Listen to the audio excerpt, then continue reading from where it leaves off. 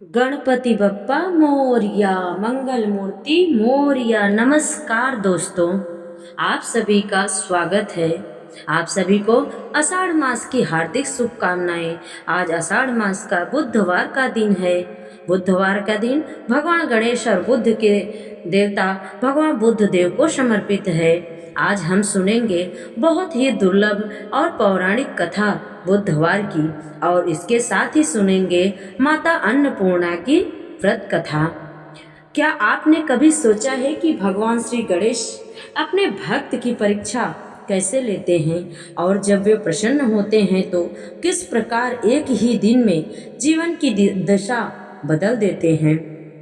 आज की बुधवार व्रत केवल एक कथा नहीं, बल्कि अटूट श्रद्धा, विश्वास और भगवान गणेश की असीम कृपा का ऐसा अद्भुत कथा है जिसे सुनने के बाद आपका भी गणपति बप्पा पर विश्वास और अधिक हो जाएगा। इस कथा में एक ऐसी वृद्ध माता है जो घोर गरीबी में भी अपने भगवान श्री गणेश का बुधवार व्रत करना कभी नहीं छोड़ा। घर में अन्न नहीं थे, बहुएं ताना देती थी, बेटा वर्षों से परदेश में था, परिवार संकटों से घिरा हुआ था, फिर भी वह माता हर बुधवार को पूरे विश्वास के साथ विधि विधान से गणपति बप्पा की पूजा किया करती थी। लेकिन फिर एक बुधवार उसके द्वार पर एक ऐसी वृद्ध ब्राह्मण आए। वह कौन था?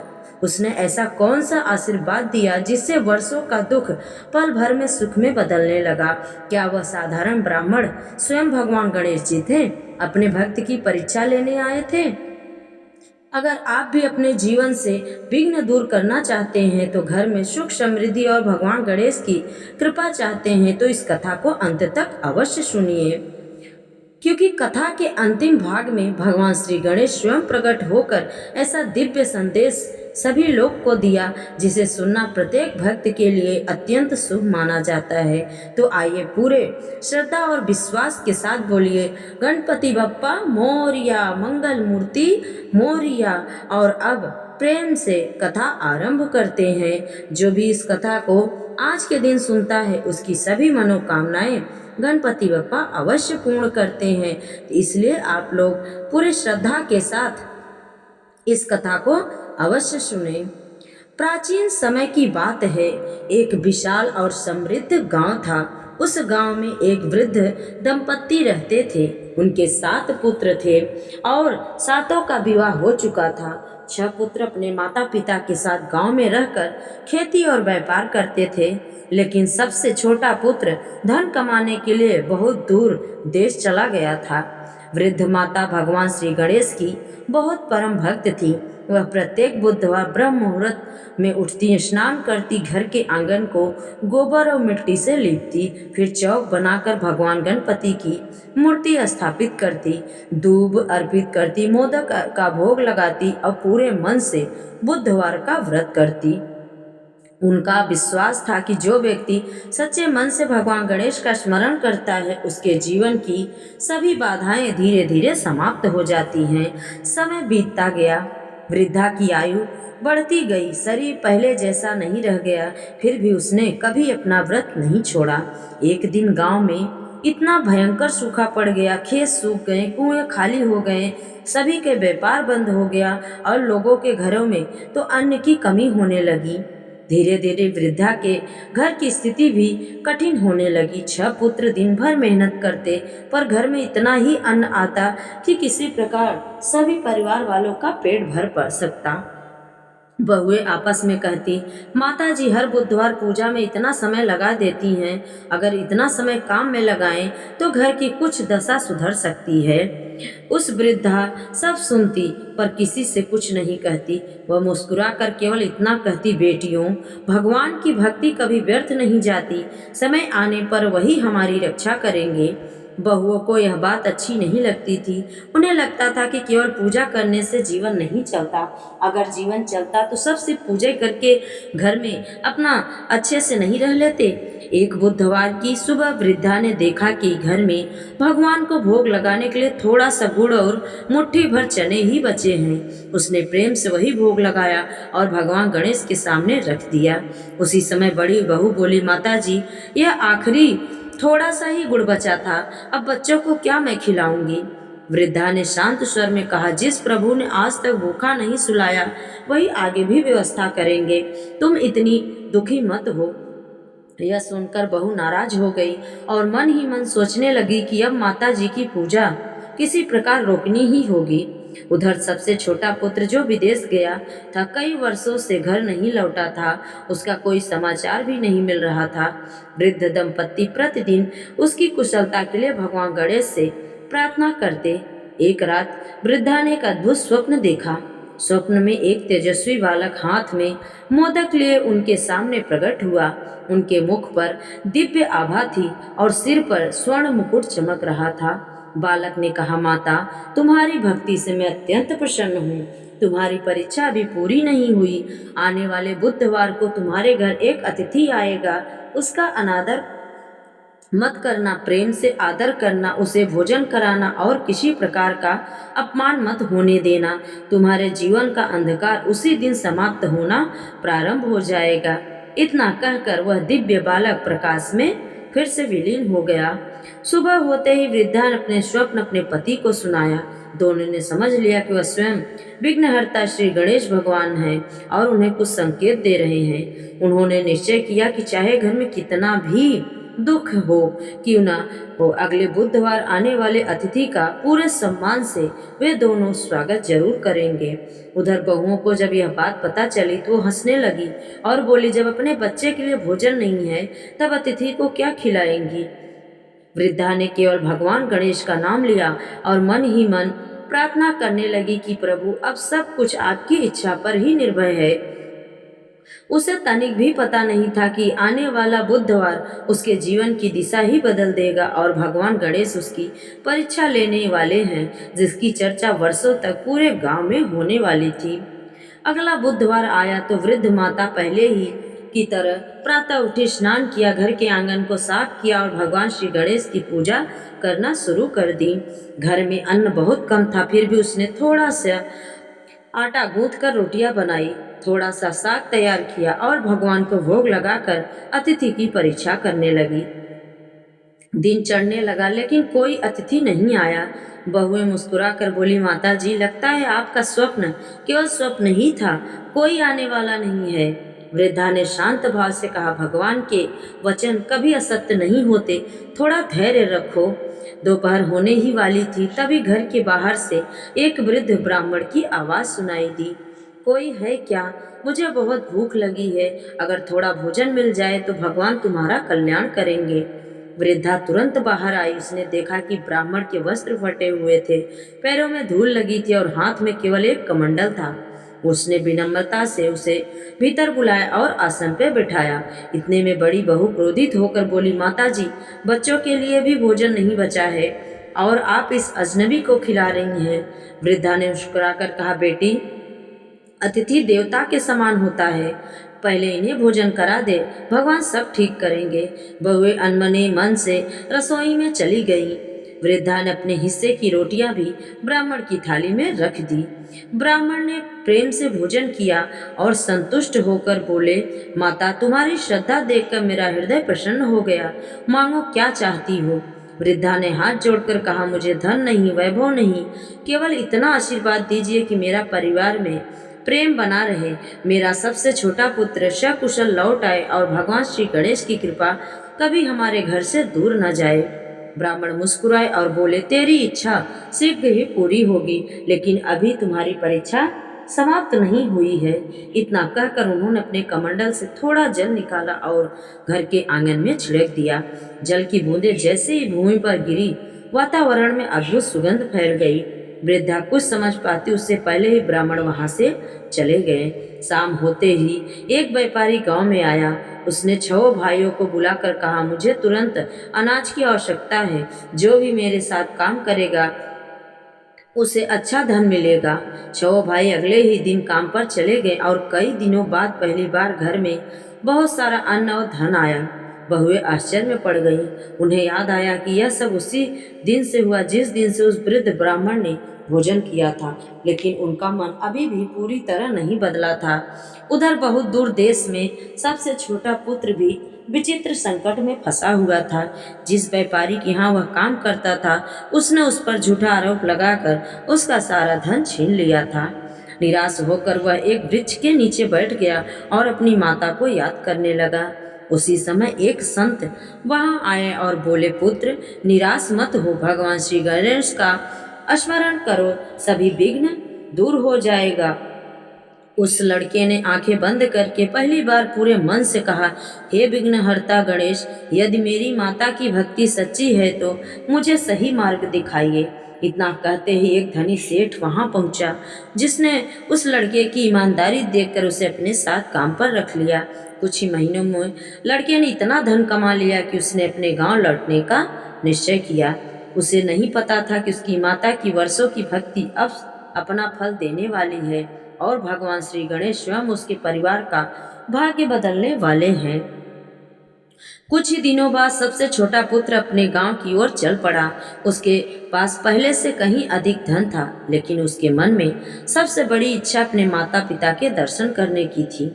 यात्रा के बाद वह जहाँ भी रुकता, सबसे पहले भगवान श्री गणेश के मंदिर में जाकर प्रणाम करता, क्योंकि उसे विश्वास हो गया था कि उसकी माता की भक्ति और भगवान गणेश की कृपा ने ही उसके जीवन की दिशा बदल दी है। उधर गांव में वृद्ध माता पहले की तरह प्रत्येक बुधवार व्रत करती रही। अब घर की आर्थिक स्थिति पहले से कुछ अच्छी हो चुकी थी, लेकिन उसने अपने नियम में कोई परिवर्तन नहीं किया, कोई भी बदलाव नहीं किया। वह पहले की तरह सादा भोजन बनाती, भगवान को दूब और मोदक अर्पित करती और फिर परिवार के सभी लोगों के सुख की कामना करती। एक बुधवार की शाम को गांव के बाहर अचानक बैलगाड़ियों का एक बड़ा काफिला दिखाई दिया। गांव के लोग बहुत उत्सुकता से देखने लगे कि कौन इतना धन और सामान लेकर आ रहा है। जब काफिला वृद्धा के घर के सामने रुका तो सबकी आंखें आश्चर्य से फैल गई।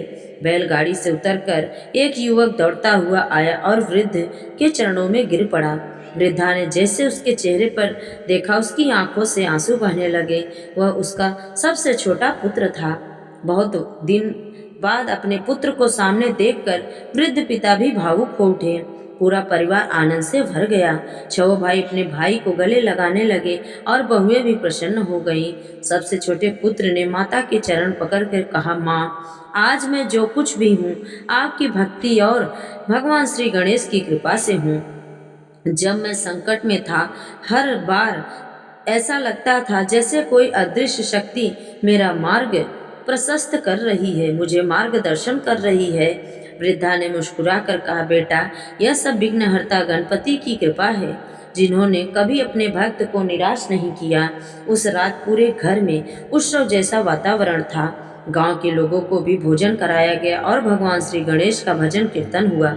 लेकिन उसी गांव में एक लालची साहूकार रहता था। जब उसे पता चला कि सबसे छोटा पुत्र बहुत सारा धन लेकर लौटा है, तो उसके मन में ईर्ष्या जाग उठी। उसने सोचा कि किसी भी प्रकार इस परिवार का धन अपने हाथ में करना होगा। इतना धनी ये लोग नहीं हो सकते। उसने कहा, मैं तुम्हारे पुत्र का धन सुरक्षित रख दूंगा, मेरे पास बड़ी मजबूत तिजोरी है। सबसे छोटा पुत्र उसकी बातों में नहीं आया। उसने विनम्रता से मना कर दिया। साहूकार मन ही मन क्रोधित हो गया। उसने गांव के कुछ लोगों को बहकाकर यह अफवाह फैला दिया कि यह धन ईमानदारी से नहीं कमाया गया। धीरे धीरे यह बात पूरे गांव में फैल गई। गांव के मुखिया ने सबसे छोटे पुत्र को बुलाकर पूछा, सच सच बताओ, इतना धन तुम्हारे पास कहाँ से आया? सबसे छोटे पुत्र ने बिना घबराए अपने जीवन की पूरी कहानी सुना दी। उसने बताया कि कैसे उसने कठिन परिश्रम किया, कैसे उस पर झूठा आरोप लगा और कैसे भगवान श्री गणेश की कृपा से उसे नया अवसर मिला। उसी समय वह धनी सेठ भी संयोग से उसी गांव में व्यापार के सिलसिले में आया हुआ था। जब उसे इस विवाद का पता चला तो वह स्वयं सभा में पहुंचा। उसने सबके सामने कहा, यह युवक संसार के सबसे ईमानदार लोगों में से एक है। मैंने इसे अपने पुत्र के समान माना है। इसका कमाया हुआ प्रत्येक धन परिश्रम और सत्य का फल है। यह सुनते ही गांव वालों का भ्रम दूर हो गया। मुखिया ने साहूकार को कड़ी फटकार लगाई। साहूकार लज्जा से सिर झुकाकर खड़ा रह गया। वृद्ध माता ने फिर भी उसके लिए भगवान से सद्बुद्धि की प्रार्थना की। यह देखकर गांव के लोग समझ गए कि सच्चा भक्त केवल अपने लिए नहीं बल्कि अपने शत्रुओं के लिए भी मंगल की कामना करता है। उसी रात फिर से वृद्धा को एक दिव्य स्वप्न आया। स्वप्न में भगवान श्री गणेश प्रकट हुए और मुस्कुराए बोले, माता तुम्हारी अंतिम परीक्षा भी पूरी होने वाली है। कल का बुधवार तुम्हारे पूरे परिवार के जीवन में ऐसा परिवर्तन लाएगा जिसे देखकर पूरा गांव मेरी भक्ति का महत्व समझ पाएगा। इतना कहकर भगवान विघ्नहर्ता गणेश अंतर्ध्यान हो गए। वृद्धा ने प्रातः उठकर यह स्वप्न अपने परिवार को बताया। सभी के मन में उत्सुकता थी कि अगले बुधवार कौन सा चमत्कार होने वाला है। अगले बुधवार का सूर्योदय हुआ तो वृद्ध माता ने पहले से भी अधिक श्रद्धा के साथ भगवान गणेश का पूजन और स्मरण किया। उसने पूरे घर को स्वच्छ किया, आंगन में सुंदर रंगोली बनाई और दूब, मोदक, लाल पुष्प, शुद्ध घी का दीपक बना के सामने भगवान को अर्पित किया। पूरे परिवार ने पहली बार एक साथ बैठकर गणेश भगवान की आरती की। बहुएं भी अब मन से पूजा करने लगी क्योंकि उन्होंने अपनी आंखों से भगवान की कृपा का प्रभाव देखा। आरती समाप्त होते ही गांव के मंदिर की घंटियां अपने आप बजने लगी। सभी लोग आश्चर्य से मंदिर की ओर दौड़े। उसी समय एक संत गांव में पधारे। उनके मुख पर अद्भुत तेज था। उन्होंने गांव के लोगों को एक जगह बुलाकर कहा, जिस घर में भगवान श्री गणेश की सच्चे मन से आराधना होती है वहां से दरिद्रता, कलह, भय और संकट स्वयं दूर हो जाते हैं। आज मैं उसी भक्त के दर्शन करने आया हूँ जिसकी भक्ति से गणपति जी अत्यंत प्रसन्न हुए हैं। इतना कहकर संत सीधे वृद्ध माता के घर पहुँचे। वृद्धा ने उनके चरण धोए और आदर पूर्वक आसन दिए। संत ने मुस्कुराकर कहा, माता तुम्हारी परीक्षा पूरी हो चुकी है। तुमने अभाव में भी भक्ति नहीं छोड़ी, अपमान में भी धैर्य नहीं छोड़ा, सुख मिलने पर भी अहंकार नहीं किया। इसी कारण भगवान श्री गणेश ने तुम्हारे कुल पर अपनी विशेष कृपा बरसाई है। इतना कहते ही संत का स्वर बदल गया और उनके शरीर से दिव्य प्रकाश निकलने लगा। देखते ही देखते सभी ने अनुभव किया कि स्वयं भगवान श्री गणेश उनके सामने दिव्य स्वरूप में विराजमान है। पूरा परिवार भूमि पर दंडवत लेट गया। गांव के सभी लोग गणपति बप्पा की जय जयकार करने लगे। भगवान श्री गणेश ने कहा, जो मनुष्य श्रद्धा और विश्वास से बुधवार का व्रत करता है, जो अपनी सामर्थ्य के अनुसार दान करता है, जो माता पिता की सेवा करता है, जो अतिथियों का सम्मान करता है और जो कभी भी विपत्तियों में मेरा नाम लेना नहीं छोड़ता, उसके जीवन के विघ्न मैं स्वयं दूर करता हूँ। इसके बाद भगवान ने वृद्धा को आशीर्वाद दिया, तुम्हारे घर में कभी अन्न और धन की कमी नहीं होगी, तुम्हारे पुत्र सदैव एकजुट रहेंगे, तुम्हारे वंश में सुख और समृद्धि बनी रहेगी। इतना कहकर भगवान श्री गणेश अंतर्ध्यान हो गए। उस दिन के बाद पूरे गांव का वातावरण ही बदल गया। जो लोग पहले भगवान की भक्ति का मजाक करते थे वही अब प्रत्येक बुधवार श्रद्धा से व्रत रखने लगे। लालची साहूकार भी वृद्धा के चरणों में आकर रोने लगा। उसने अपने छल कपट का पश्चाताप किया और गरीबों में अन्न, वस्त्र, धन का दान करने लगा। वृद्धा ने उसे क्षमा कर दिया और कहा, सच्चा पश्चाताप ही सबसे बड़ा प्रायश्चित है। धीरे धीरे पूरा गांव खुशी और समृद्धि हो गया। सबसे छोटा पुत्र अपने माता पिता की सेवा में रहने लगा। छह भाई प्रेम पूर्वक एक साथ रहने लगे। बहुओं ने भी हर बुधवार भगवान श्री गणेश का व्रत करना शुरू कर दिया। माता जीवन भर भगवान श्री गणेश की भक्ति करती रही। अब उनका अंतिम समय आया तो उन्होंने शांत मन से गणपति बप्पा का नाम लिया और ऐसा कहा जाता है कि भगवान के दिव्य गण उन्हें अपने साथ दिव्य लोक ले गए। तभी से यह कहा जाता है कि जो भी स्त्री या पुरुष श्रद्धा और विश्वास के साथ बुधवार का व्रत करता है, भगवान श्री गणेश की पूजा करता है, कथा सुनता है या किसी को सुनाता है और अपने जीवन में सत्य, दया, सेवा, विनम्रता को अपनाता है, उसके जीवन के सभी विघ्नहर्ता गणेश धीरे धीरे समाप्त करते हैं और उनके घर में सुख, शांति, समृद्धि और मंगल का स्थायी वास होता है। तो ये रही आज की बुधवार की कथा। प्रेम से बोलिए श्री गणेश भगवान की जय। विघ्नहर्ता गणपति बप्पा मोरया। सभी भक्तों पर भगवान श्री गणेश की कृपा सदैव बनी रहे। अब आइए सुनते हैं माता अन्नपूर्णा की कथा। इनसे बोले अन्नपूर्णा माता की जय। आज की कथा एक ऐसे निर्धन दंपत्ति की है जिनके घर में खाने के लिए एक मुट्ठी अन्न भी नहीं था। फिर भी उनके मन से माँ अन्नपूर्णा पर विश्वास कभी नहीं डगमगाया। जब चारों ओर भूख थी, निराशा थी और लोग उनका मजाक कर रहे थे, तब भी उन्होंने माँ का नाम लेना नहीं छोड़ा। लेकिन फिर एक दिन उनके द्वार पर एक ऐसे साधु आए। वह साधु कौन था? उसने ऐसा क्या कहा कि उसी दिन से उनके जीवन का अंधकार समाप्त होने लगा? क्या वह साधारण साधु था या स्वयं भगवान शिव अपने भक्त की परीक्षा लेने आए थे? और आखिर माँ अन्नपूर्णा ने ऐसा कौन सा चमत्कार किया कि खाली पड़ा अन्न का पात्र कभी फिर खाली नहीं हुआ? भक्तों, इस कथा में केवल एक चमत्कार नहीं बल्कि भक्ति, विश्वास, दान, सेवा और माता की असीम कृपा का ऐसा दिव्य संदेश छिपा है जो हर परिवार को सुनना चाहिए।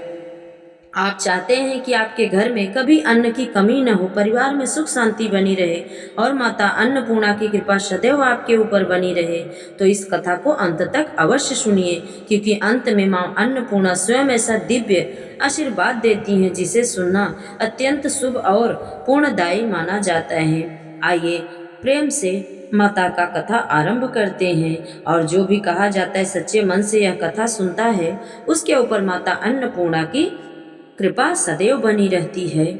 प्राचीन समय की बात है। काशी नगरी के एक शांत मोहल्ले में धनंजय नाम का एक ब्राह्मण अपनी पत्नी सुलक्षणा के साथ रहता था।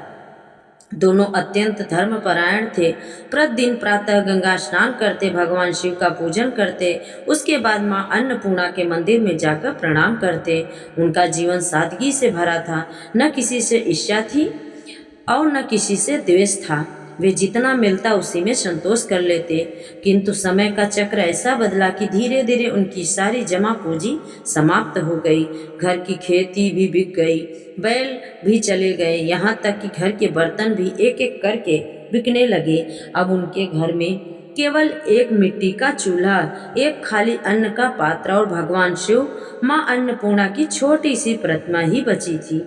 एक दिन सुलक्षणा ने खाली अन्न का पात्र देखा तो उसकी आंखों से आंसू भर आए। उसने हाथ जोड़कर माता अन्नपूर्णा से कहा, हे जगत जननी, आपको अन्न की देवी कहा गया है। आपके आशीर्वाद से पूरा संसार भोजन करता है। अगर आज भी मेरी भक्ति सच्ची है तो मुझे इतनी शक्ति दीजिए कि मैं कभी आपकी भक्ति से विमुख न हो जाऊं। धनंजय अपनी पत्नी की बातें सुन रहा था। उसने कहा, देवी, दुख इस बात का नहीं कि हमारे पास धन नहीं है, दुख इस बात का है कि अगर कोई अतिथि हमारे द्वार पर आ जाए तो हम उन्हें कैसे भोजन कराएंगे। शास्त्र कहते हैं कि अतिथि में भगवान का वास होता है और आज हमारे पास उन्हें देने के लिए एक दाना भी नहीं। सुलक्षणा ने अपने आंसू पोंछते हुए और बोली, स्वामी, जब तक माँ अन्नपूर्णा का नाम हमारे साथ है तब तक आशा भी हमारे साथ है। आप निराश मत होइए, माता अवश्य हमारी पुकार सुनेंगी। उसी दिन से दोनों पति पत्नी ने निश्चय किया कि प्रतिदिन भगवान शिव और माता अन्नपूर्णा का स्मरण और जो भी मिलेगा उससे पहले भगवान को अर्पित करेंगे। दिन बीत गए, गरीबी और बढ़ती गई। कई बार तो ऐसा होता कि दोनों केवल जल पीकर ही सो जाते, लेकिन उन्होंने कभी किसी के सामने हाथ नहीं फैलाया। एक दिन सुबह धनंजय काशी विश्वनाथ मंदिर पहुंचा। वहां बैठकर उसने भगवान शिव से प्रार्थना की, हे विश्वनाथ, मुझे धन नहीं, वैभव नहीं, यदि कृपा करनी है तो इतना आशीर्वाद दीजिए कि मेरी श्रद्धा कभी आपके प्रति कम न हो। मैं भूखा रह सकता हूँ, लेकिन आपकी भक्ति के बिना एक भी क्षण नहीं रह सकता। उसकी यह करुण पुकार सुनकर मंदिर में बैठे एक वृद्ध सन्यासी की आंखें खुली। वह धीरे धीरे धनंजय के पास आए और बोले, हे वत्स, तुम्हारी वाणी में छल नहीं, तुम्हारी आंखों में लोभ नहीं, तुम्हारे हृदय में केवल विश्वास है। याद रखना, जिस घर में श्रद्धा जीवित रहता है वहां माँ अन्नपूर्णा देर से आती है, लेकिन खाली हाथ कभी नहीं आती। इतना कहकर सन्यासी वहां से चले गए। धनंजय उन्हें रोकना चाहता था, लेकिन वे पल भर में भीड़ में कहीं दिखाई नहीं दिए। घर लौटकर उसने सारी बात अपनी पत्नी सुलक्षणा को बताई। सुलक्षणा ने मुस्कुराकर कहा, स्वामी, मुझे लगता है यह कोई साधारण सन्यासी नहीं थे, निश्चय ही यह माँ अन्नपूर्णा का कोई संकेत है। आज से हम और अधिक विश्वास के साथ माता की आराधना करेंगे। उस रात दोनों ने बिना भोजन किए माँ अन्नपूर्णा का नाम जपते हुए विश्राम किया। आधी रात के समय सुलक्षणा ने स्वप्न देखा। एक दिव्य प्रकाश से पूरा घर जगमगा उठा। उस प्रकाश के मध्य स्वर्ण सिंहासन पर एक तेजस्विनी देवी विराजमान थी। उनके एक हाथ में स्वर्ण का अन्न पात्र था और दूसरे हाथ में करुणा से भरा हुआ कलश। उनके मुख पर ऐसी मधुर मुस्कान थी जिसे देखकर सुलक्षणा की सारी पीड़ा दूर हो गई। देवी ने मधुर स्वर में कहा, पुत्री, तुम्हारी भक्ति व्यर्थ नहीं जाएगी, लेकिन अभी तुम्हारे विश्वास की अंतिम परीक्षा शेष है। कल प्रातः तुम्हारे द्वार पर एक भूखा अतिथि आएगा।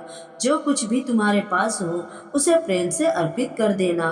उस दिन से तुम्हारे जीवन का नया अध्याय आरंभ होगा। इतना कहकर दिव्य प्रकाश धीरे धीरे आसमान में विलीन हो गया। सुलक्षणा की आंख खुली तो उसका हृदय आनंद और आश्चर्य से भर चुका था। उसे विश्वास हो गया कि माँ अन्नपूर्णा ने उनकी पुकार सुन ली है। अगले दिन जब प्रातःकाल सुलक्षणा की आंख खुली तो उसके मन में रात का स्वप्न बार बार स्मरण होने लगा। उसने स्नान किया, घर के छोटे से मंदिर में भगवान शिव और माँ अन्नपूर्णा का पूजन किया और खाली पड़े अन्न के पात्र के सामने दीपक जलाकर प्रार्थना करने लगी। हे माँ, आज मेरी परीक्षा है। मुझे इतनी शक्ति देना कि मैं आपके आदेश का पालन कर सकूं।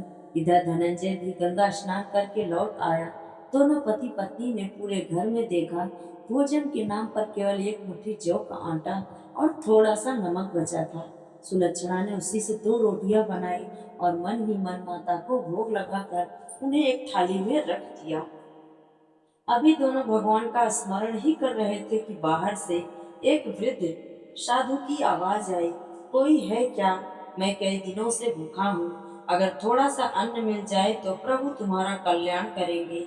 सुलक्षणा ने धनंजय की ओर देखा। दोनों को रात का स्वप्न याद आ गया। धनंजय ने बिना एक क्षण सोचे साधु को आदर सहित घर के भीतर बुलाया। उनके चरण धोए और विनम्रता से आसन पर बैठाया।